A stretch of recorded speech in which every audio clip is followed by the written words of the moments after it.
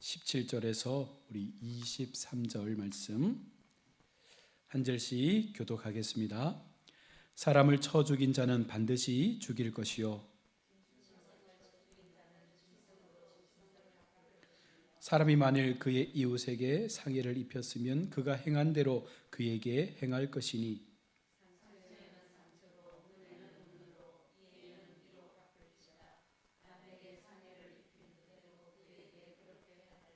짐승을 죽인 자는 그것을 물어줄 것이요 사람을 죽인 자는 죽일지니.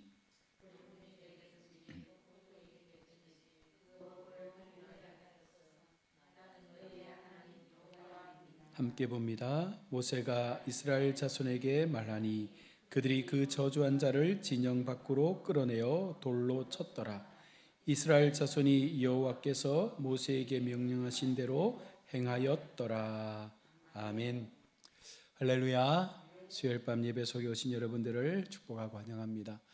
하나님을 향한 예배의 마음이 우리 속에 늘 갈급함으로 임할 때 우리는 분명 그 속에서 하나님의 은혜를 만나게 될 줄로 믿습니다. 우리 기독교를 사랑의 종교라고 그렇게 많이들 말합니다.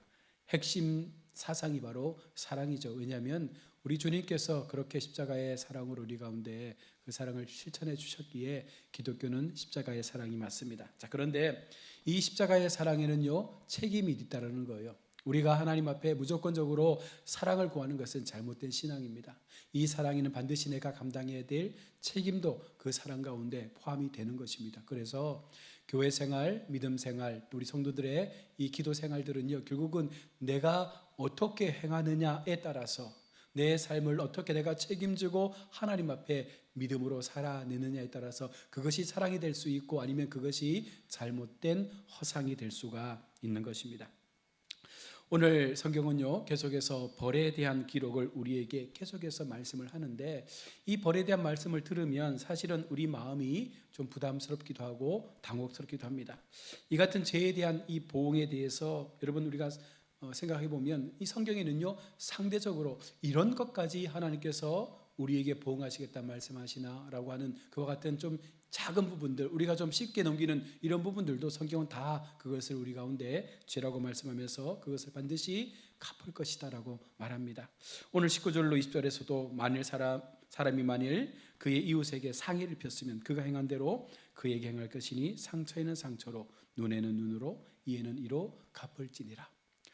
이 말씀은 우리가 언뜻 보면 우리가 그냥 인생에서 살아가다 보면 뭐 때때로 다툼할 수도 있고 또 싸워서 상처를 입힐 수도 있는데 이런 부분들까지 하나님께서 왜 우리에게 심판에 대한 제목으로 말씀하실까? 이런 것들은 서로가 좀 협의해서 용서하고 그냥 이해를 구하면 넘어갈 수도 있는 부분인데 왜 이것을 다 하나님의 말씀대로 갚으라라고 명령하시는 것일까? 이것은요 어찌 보면 하나님은요 작은 것 하나에서부터 시작되는 그 죄의 관념이 결국은 우리에게 큰 죄의 모습으로 나타나게 됨을 알기 때문에 철저하게 하나하나를 다 정리해 갈 것을 말씀하는 것이죠. 우리가 새벽 시간 살펴본 신명기 말씀을 통해서도 본 것인데 오늘 말씀을 우리는 동해보복법이라고 그렇게 지칭을 합니다. 같은 죄를 같은 죄로 갚으라라는 말씀이죠. 이 동해보복법의 근본 정신이 무엇입니까? 바로 인간의 생명을 존중하는 것이죠. 더 큰 희생을 막기 위해서 더 큰 보복을 하지 마라. 그만큼만 해라라는 것이 하나님의 여기에 담긴 말씀의 의미입니다. 오늘 함께 읽은 19절과 20절은요 하나님의 공의를 우리 가운데 그 원칙으로 보여주는 말씀입니다. 공의의 특징은 모든 것을 원리대로 행하는 거예요. 우리가 하나님 앞에 공의로우신 하나님의 공의가 이 땅 가운데 이루어지기를 원합니다라고 기도할 때 그 공의가 뭐예요? 모든 것이 순리적으로 원칙대로 하나님께서 말씀하시는 그 법 안에서 이 모든 것들이 이루어지는 것이 공의입니다. 무조건적으로 하나님의 능력으로 세상을 바꿔내는 것이 아니라 세상의 법이 있고 하나님의 법이 있습니다. 그 모든 법들이 세상의 질서 속에 이것이 죄를 나타나지 않는 그와 같은 범주 속에서 아름답게 연합되어져서 만들어져 갈 것을 하나님은 말씀하고 있는 것입니다. 이것은 환경이나 상황을 참작하지 않고 그대로 보응하는 것입니다. 다시 말하면 법 앞에서 모두가 평등하다라는 것을 하나님은 미리 이 성경이 기록될 때 우리 가운데 말씀을 하신 거예요. 그러나 여러분 생각해 보십시오. 법 앞에 만인이 평등할 때가 많습니까? 그렇지 못하잖아요. 법은 가진 자의 편이라고들 많이 이야기합니다. 이것은 훗날에 불의에는 불의에 상응하는 하나님의 진노의 심판이 있고 의에는 의에 상응하는 하나님의 생명의 심판이 있을 것이다 라는 것을 확장해서 우리 가운데 말씀합니다. 그러하기에 우리는 작은 것에서부터 큰 것까지 무엇 하나 소홀하게 이 공의에서 벗어나서는 안 된다는 거예요. 철저하게 하나님의 그 말씀 속에서 우리가 이것을 지켜나가고자 원할 때 그 속에 참된 사랑이 있고 그 속에 참된 하나님의 은혜가 우리 속에 지속된다는 사실을 기억해야 합니다. 하나님은 그 당시에 하나님의 사람들에게 좀 더 서로를 위한 배려와 사랑에 근거한 공동체의 삶을 살아갈 것을 요청합니다. 족장 시대의 삶을 살지만 그 족장을 보라고 해서 한 공동체가 만들어져 갈 때 그 속에서 하나님께서 이와 같은 법들을 주시면서 철저하게 이 죄에 대한 부분들을 다루고 있는 그 근거의 이유가 무엇입니까? 먼저는 모든 범죄적 행위가 사소해지지 않을 것을 하나님께서 말씀하는 거예요. 그냥 작은 죄니까 넘어가도 돼, 작은 거니까 그냥 아무런 의미 없이 넘겨도 돼, 여러분 이런 것들을 하나님께서 원하지 않는다는 것이죠. 그만큼 자신들의 범죄적 행위, 특히 다른 사람들에게 피해를 준 그 행위가 얼마나 심각한지를 날마다 이 법을 바라보면서 스스로 깨달으라는 거예요. 우리는 대체로 모든 행위를 나 중심적인 생각으로 바라보지 않습니까? 자, 그렇게 되면 이것은 내가 한 것에 대해서 이 행위가 선하다 그렇지 않다라는 그런 관념이 아니라 이 정도는 괜찮지 않을까? 이것이 내 속의 기준이 되어지면 그것을 통해서 상대가 어떤 고통을 받는지를 우리가 헤아리지 못한다는 거예요. 나는 그것을 장난으로 생각하고 행했지만 그것을 통해서 상처를 받는 사람들은요 엄청난 고통을 받는다는 거예요. 우리 잘 알고 있는 이야기처럼 우리가 심심풀이로 돌을 던지지만 그 돌에 맞는 개구리는 죽을 수도 있다는 것이죠. 그만큼 하나님은 나의 행동이 주는 그 말과 삶에 대해서 또 누군가는 그것 때문에 아플 수 있고 죽을 수도 있다는 것을 우리가 기억하면서 그와 같은 것들을 우리가 좀 더 깊이 있게 돌아볼 수 있는 그 마음을 갖도록 하기 위해서 하나님은요 이와 같은 법을 주신 것입니다. 하나님의 백성이라면 우리가 하나님의 사랑을 실천하며 살기를 원하지 않습니까? 그러면 먼저 우리가 상대 입장에 대한 마음을 열어야 된다는 거예요. 나의 행동이 어떻게 그들에게 받아들여질까? 내가 어떻게 행하는 그 말과 모든 것들이 그들은 어떤 마음으로 나의 행동과 말을 받아들일까? 이것을 우리가 먼저 생각하고 그것을 한 번쯤은 더 고민하고 행동해야 된다는 것을 말씀하는 것이에요. 하나님은 철저하게 우리에게 나보다는 타인을 배려하고 나보다는 하나님의 마음을 가진 우리의 그 사랑이 그 세상 가운데 조금은 더 낮게 표현되어지기를 원하시고 있다라는 것입니다. 두 번째는 이는 매우 중요한 법인 것인데요, 복수의 단절을 이루기 위해서 이 법을 주신 거예요. 사실 죄의 역사가 무엇입니까? 공평하지 않은 죄의 집행 때문에 이 죄가 반복적으로 일어난다는 것을 하나님은 알고 있습니다. 지금 우리 사회만 봐도 우리가 너무나 명확하게 알지 않습니까? 힘을 가진 자, 부를 가진 자는요 법에서 쉽게 벗어날 수 있습니다. 법의 테두리에서 이것은요 결코 무죄를 받을 수 없지만 정관예우, 돈을 들여서 판검사를 은퇴한 사람들을 변호사 쓰면 너무나 쉽게 그 부분에서 빠져나올 수 있는 길들을 너무나 많이 갖고 있는 거예요. 죄의 내용은 반드시 어떤 그 값을 치러야 되는데 돈과 권력이 있기 때문에 거기에서 벗어날 수 있는 것이 오늘날 우리의 사회도 마찬가지였습니다. 그렇다면 이 고대 근동 사회는 어떠했겠습니까? 그들의 삶 가운데 그들이 가지고 있는 죄의 모습들, 그들이 가지고 있었던 죄의 어떤 그런 많은 영향들이 동일하게 그들 속에도요 힘을 가진 자가, 능력을 가진 자가, 권세를 가진 자가 이것들로부터 자유롭게 빠져나갈 수 있는 길들이 많았던 것입니다. 하나님은 그와 같은 이 죄의 테두리를 더욱더 두텁하게 만들어서 아무도 빠져나가지 못하게 모두가 그 지은 죄만큼 그 죄의 값을 치를 수 있도록 만들어 주어서 어느 누구도 억울한 일이 생기지 않도록 그렇게 만들어 준 거예요. 약자는 엄하게 벌을 집행하고 강자에게는 법이 솜방망이로 처벌되는 경우가 여러분 계속해서 일어난다면 공평한 사회가 될 수 없습니다. 지금 하나님은 공정한 사회를 만들기 위해서 이 법을 주시는 거예요. 하나님께서 다스리는 사회, 하나님께서 주인 되시는 사회, 하나님께서 이 공동체의 중심에 있다면 이 공동체는 반드시 이 법 안에서 어느 누구도 억울한 삶을 살지 말아야 하는 거예요. 여러분, 교회라고 억울할 일 없겠습니까? 교회라고 이 하나님의 법 안에서 우리가 교회 정치법 안에서 억울한 일들이 없겠습니까? 많이 생겨납니다. 강한 교회가, 힘 있는 교회가, 재정을 많이 가진 교회가요, 총회 재판국에 올라가면요 훨씬 더 많이 승소하는 경우가 많습니다. 무엇입니까? 교회마저도 어떻게 보면 힘의 논리에 의해서 뇌물을 받고 무언가 어떤 그 로비를 한 교회를 더 손을 들어주는 그런 모습들이 오늘날 교회의 모습이기도 한다는 거예요. 그러니 하나님께서 철저하게 이런 부분들을 막고자 한 것입니다. 또한 이 복수의 의미를 무의미하게 만들기 위해서 하나님은 이 법을 우리 가운데 주는 거예요. 복수는 반복적인 복수를 만들지 않습니까? 그럼 결국은 계속해서 죄의 모습이 반복적으로 일어나게 되는 것입니다. 억울함이 없도록 하면 복수를 하지 않잖아요. 그러나 억울함이 생기기 때문에 복수를 다짐하게 되는 것입니다. 그래서 하나님은 이 복수의 억울함을 풀어주기 위해서 이 법 안에 그들을 넣어놓고 누구라도 이 법에서는 자유로울 수 없다는 것을 말씀해주고 있습니다. 만약 이렇게만 세상이 움직여지면 사실은 참 살기 좋은 세상이 될 거예요. 그렇지 않습니까? 누구라도 내가 피해본 것에 대해서 보상을 받고 그에 대한 어떤 상대의 어떤 죄에 대한 심판이 명확해진다면 사실은 좀 더 마음을 내려놓을 수 있는 은혜가 생기는데 그렇지 못할 때가 많은 것입니다. 많은 사람들에게 묻습니다. 피해자들에게 물어보면 가해자들로부터 받고 싶은 것이 뭐냐라고 물으면 뭐라고 얘기합니까? 진정성 있는 사과라고 말하지 않습니까?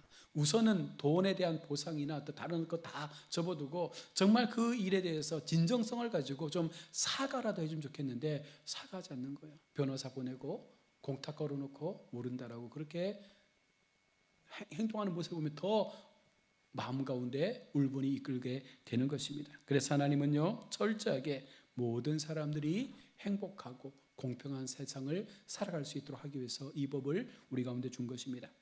또한 세 번째는요, 가난하고 약한 자에게 정의가 세워질 수 있는 방법이 이거라는 거예요. 하나님의 법 속에서 이 법이 분명하게 하나님 앞에 세워지게 될 때 여러분 이것이 모든 사람들을 정의롭게 세울 수 있는 방법이라고 말씀을 합니다. 일반적으로 강하고 돈을 가진 자들은요 빠져나갈 방법이 많다라고 앞서 말씀했습니다. 그런데 그것을 원천적으로 차단하는 법이 바로 하나님의 동해보복법이에요.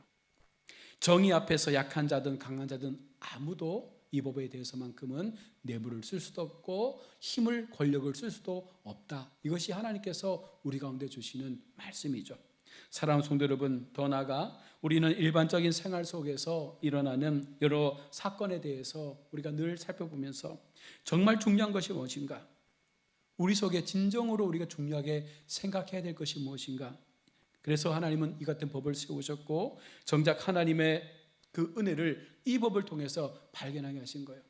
만약에 여러분 하나님께서 이 법을 만들어 놓으시고 오늘 우리에게 이 법에 대해서 다 물으신다면 저나 여러분들은요 모두가 그 죄에 대한 값을 다 받아야 되지 않습니까? 그렇지 않아요? 그런데 하나님은요 우리에게 그렇게 강력하게 이 법을 집행하지 않습니다. 다만 사람과 사람의 이 잘못에 대해서만큼은 이 법을 집행하라 말씀하시지만 우리가 하나님 앞에 이와 같은 죄를 범했을 때 하나님은요 그렇게 단호하게 이 법을 집행하지 않습니다. 오히려 우리가 잘 알고 있는 것처럼 독생자를 보내셔서 우리의 모든 죄의 보응을 대신 받도록 하셨고 그 죄를 다 사해 주시는 은혜를 베풀어 준 것 아닙니까? 그래서 율법의 기능이 무엇입니까? 율법은요 죄를 알게 하는 아주 중요한 기능이 있어요. 우리가 하나님의 법 안에서 내게 이 말씀의 법이 들려질 때 이것이 내게 찔려지면 이것이 죄였구나, 이것이 하나님께서 금했던 말씀이었구나, 그러면 그때 우리가 돌이킬 수 있는 어떤 선택의 결정을 할 수가 있는 것입니다. 만약 법이 없어서 잘못된 것을 알지 못한다면 이 세상은 엄청난 혼란에 빠질 거예요. 그리고 어느 누구도 나는 죄인이라고 고백하지 않을 것입니다. 성경은 율법이 모든 입을 막고 온 세상을 하나님 앞에서 유죄로 드러낸다라고 말씀하는 것입니다. 세상 모든 인류가 하나님의 말씀 앞에 자신을 내어놓는 순간 모든 사람들은요 자신들의 죄를 인정할 수밖에 없는 그런 모습을 하나님의 율법은 우리 가운데 보여주고 있는 것이에요.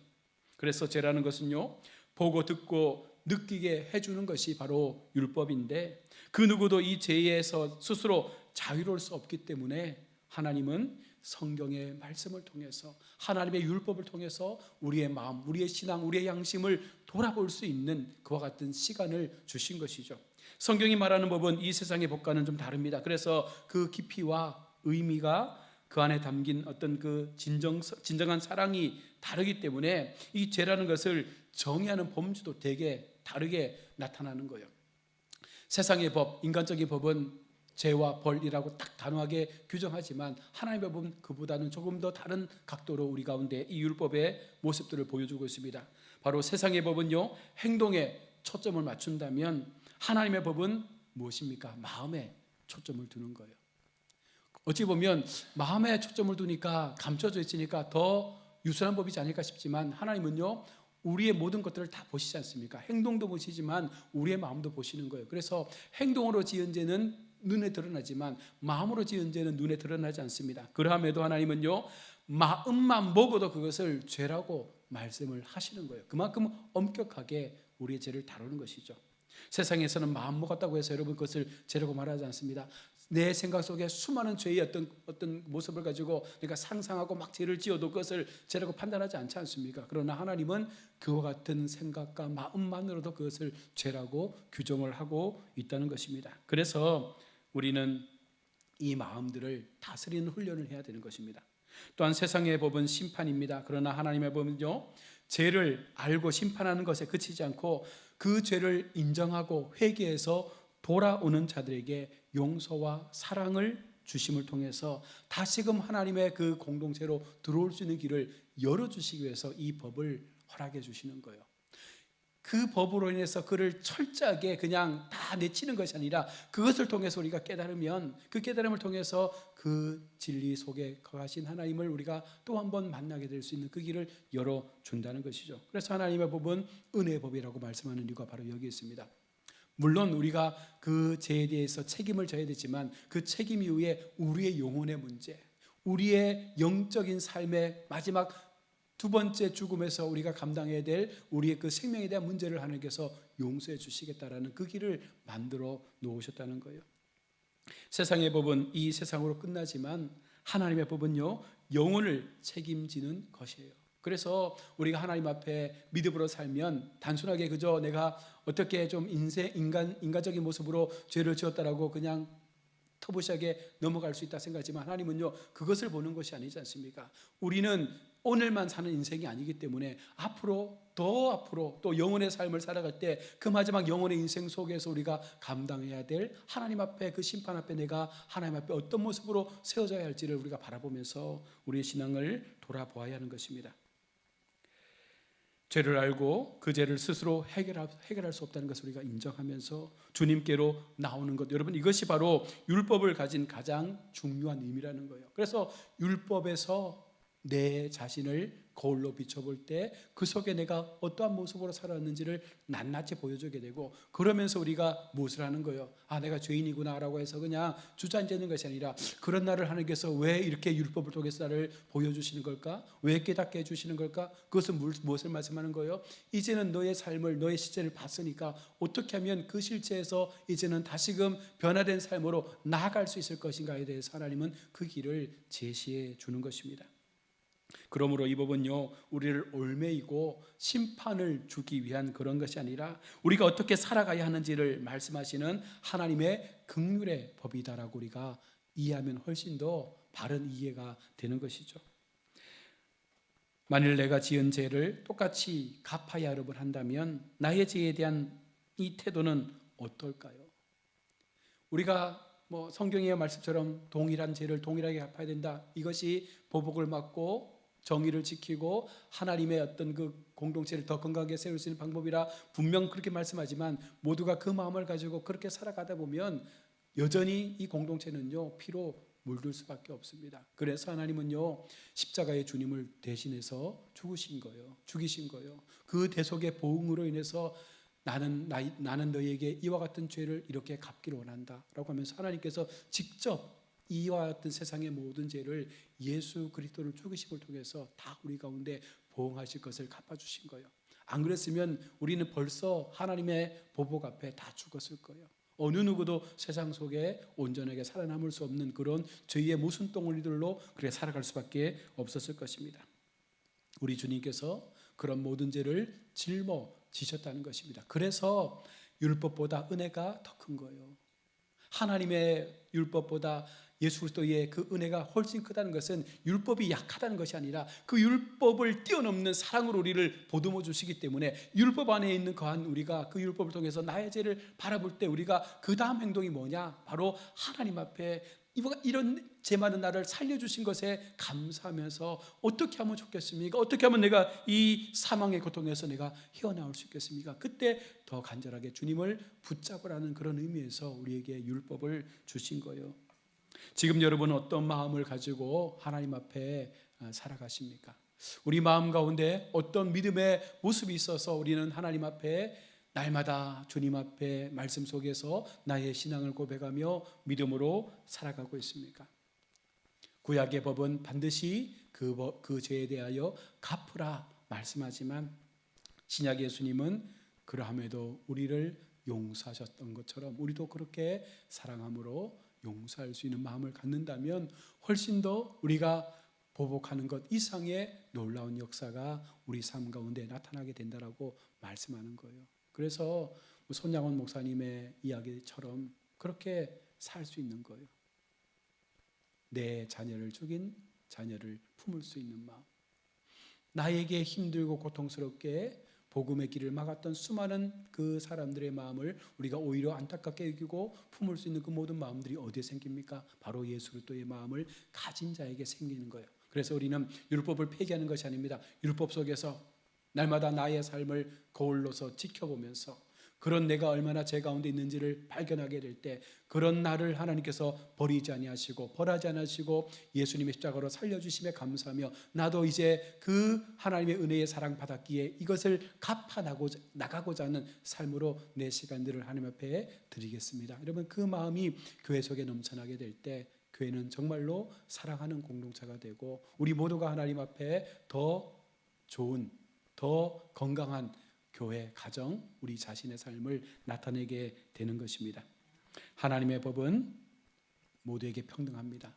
그 은혜도 모두에게 동일하게 나타납니다. 다만 우리가 그것을 받아들일 준비와 어떤 마음을 갖느냐에 따라서 분명하게 그 은혜를 누리며 사는 성도가 있지만 또 반대로 그 은혜를 누리지 못한 채 철저하게 괴로움 속에 살아가는 성도도 있다는 거예요. 우리는 어떤 길을 선택하시겠습니까? 하나님의 법 안에서 날마다 내 자신의 삶을 돌아볼 때마다 그 속에 깨닫게 해주시는 하나님의 은혜를 통해서 더 하나님을 붙잡는 인생의 삶을 살아가시는 우리 성도들이 되시기를 주의 이름으로 축원합니다. 아멘. 기도하겠습니다. 하나님 은혜를 감사합니다. 우리의 모든 삶의 시간들 속에 우리는 수많은 죄의 모습을 가지고 살아온 죄인들입니다. 그런 죄를 율법을 통해서 깨닫게 하시고 그런 나의 모습을 하나님께서 발견하게 하셨는데 그렇게 우리가 내 죄를 깨닫고 발견하는 것으로 끝나는 것이 아니라 그런 나를 예수님의 십자가의 사랑으로 구원하시고 살려주신 용서해 주신 그 은혜의 법을 우리가 기억하며 나도 그렇게 예수님처럼 용서하고 사랑할 수 있는 삶으로 나아간다면 이것이 진정 하나님 앞에 가장 값있고 의미 있는 복음의 인생이 되는 줄로 믿습니다. 우리 모든 성도님들이 그 같은 마음을 가지고 하나님의 법을 통하여 나를 돌아보게 하시고 말씀 앞에서 주님을 더욱더 붙잡을 수 있는 참 믿음의 신앙으로 나아갈 수 있는 우리 모든 성도들 되게 하여 주옵소서. 거룩하신 예수님의 이름으로 기도드립니다. 아멘. 주기도문으로 예배